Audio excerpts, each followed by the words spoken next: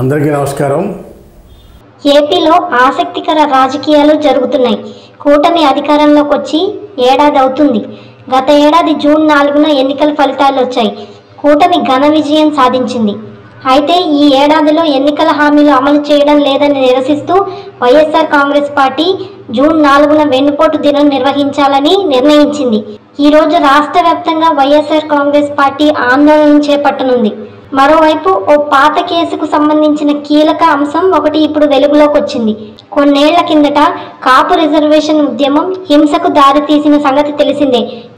TDP ప్రభుత్వ హయాంలో తునిలో రైలు దహనం కేసుకు సంబంధించి కోర్టు ఇచ్చిన తీర్పును సవాల్ చేస్తూ ఏపీ ప్రభుత్వం పిటిషన్ దాఖలు చేయనుందన్న వార్తలు నిన్నంతా హల్చల్ చేశాయి.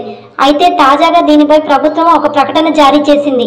అటువంటిదేమీ లేదని, ప్రభుత్వం అటువంటి చర్యలకు దూరమని ప్రకటించింది. ఆ జీవోను సైతం వెనక్కి తీసుకుంది.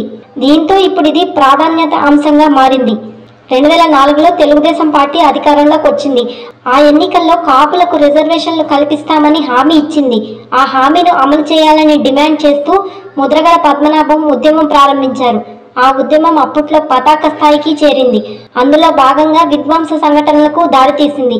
తునిలో రైలు దహనం ఘటన కలకలం రేపింది. అప్పట్లో రత్నాచల్ ఎక్స్ప్రెస్ను ఆపి నిరసనకారులు నిప్పుపెట్టారు. అయితే ఈ కేసులో సుదీర్ఘ విచారణ తర్వాత విజయవాడ కోర్టు ముద్రగడ పద్మనాభంతో సహా ఇతర నిందితులను నిర్దోషులుగా విడిచిపెట్టింది. అయితే వైసీపీ ప్రభుత్వం ఉండటంతో దీనిపై ఎటువంటి అప్పీలుకు వెళ్లలేదు. దీంతో ఆ కేసుల నుంచి ముద్రగడ పద్మనాభంతో పాటు కాపు ప్రతినిధులకు విముక్తి కలిగింది. అయితే ముద్రగడ పద్మనాభం ఇప్పుడు వైఎస్ఆర్ కాంగ్రెస్ పార్టీలో ఉన్నారు.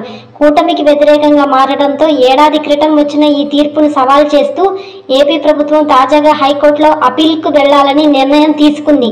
ఈ మేరకు అధికారులకు ఆదేశాలిస్తూ జీవో కూడా జారీ చేసింది. అయితే ఈ నిర్ణయంపై విమర్శలు వచ్చాయి.